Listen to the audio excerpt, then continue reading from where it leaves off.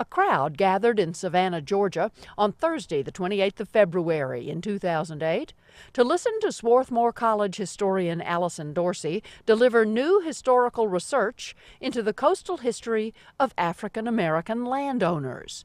She called her paper, "The Great Cry of Our People is Land: Black Settlement and Community on Ossabaw Island." Okay, I want you to know I take it as a great gift from the Ossabaw Island Foundation that I get to introduce Allison Dorsey to you. Dr. Dorsey received her advanced degrees in American history from the University of California at Irvine, but her passion is in African American history. She's taught at Hamilton College, which is near her home place of Utica, New York, and Oberlin College, and is now Associate Professor of History at Swarthmore College. And for those of you who never go north, that's in Pennsylvania. In 2004, she published To Build Our Lives Together, which is a study of the forces, the attitudes, and the social dynamics out of which the Black community of Atlanta was formed between 1875 and 1906, and it's available right outside there, and I would suggest you get a copy. Maybe she would sign it for you. Maybe? The book has been highly praised, and it's because it is well crafted. People have said it is transforming in the way in which she deals with her resources, which are not only very broad but very deep. And now she's brought her scholarship to bear on the Georgia coast and for a community of freedmen whose descendants are here in the audience today.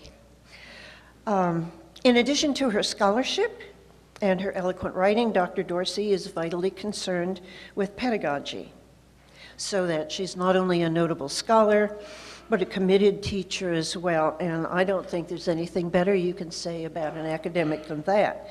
So I proudly give you Dr. Allison Dorsey. Beyond ZBA minutes, little information survives about this island church, save for its bold, defiant name, taken from Genesis 24:56. And he said unto them, "Hinder me not, seeing the Lord hath prospered my way. Send me away that I may go to my master."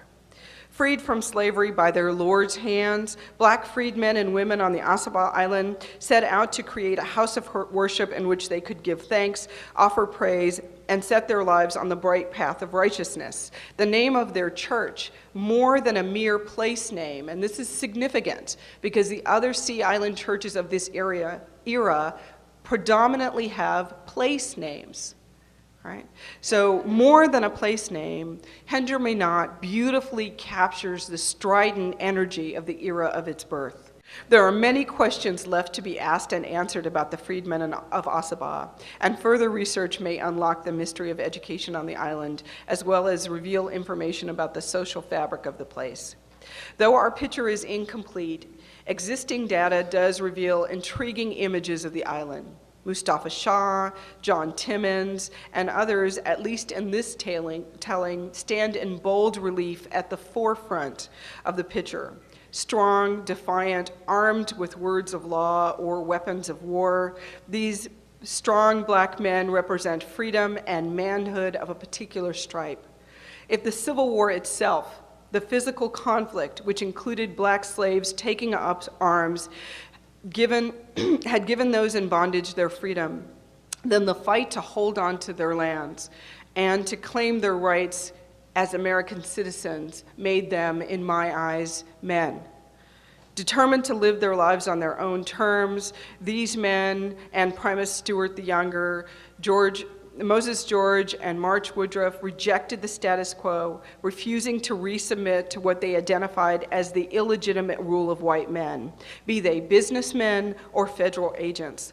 Like their peers who had armed themselves and declared, quote, no white man should live between the two Ogeechis during the famous Ogeechee uprising of January 1869, a few of the men from Ossabaw rejected what was rapidly becoming a new norm and refused to sharecrop for whites.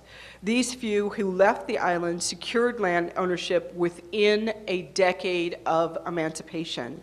Yet tellingly, of all the men who resided on Ossabaw and who received land under Field Order 15 between 1865 and 1890, only these 4 secured land ownership at all. Campbell was right. The people did cry out for land, and land ownership would no doubt have supported a first generation of a rural black middle class and the post-Civil War era. But the reversal of fortunes brought about by the betrayal of the federal government left the vast majority of black freedmen without the opportunity to secure their liberty in the coastal sands of Ossabaw. We can only imagine the sense of satisfaction Primus Stewart or Mustafa Shah enjoyed as they, part of the privileged few, looked across the river at Ossabaw from their own plots of earth. Local men and women for whom Ossabaw Island's sea cotton fields, oak forest, and tabby houses had been home, despite the sting of the overseer's lash, stand in this telling in the background of our picture. Unable to partake of land distribution as the federal government reversed its land policy too quickly, they chose to form relationships with returning white landowners or their agents.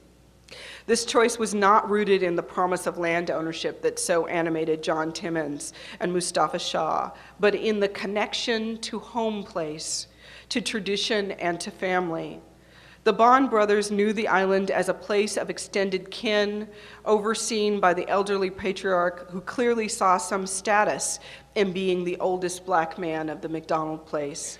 The McKeevers and Savages and Macs also stayed, and they too reaped the rewards associated with staying in a home place.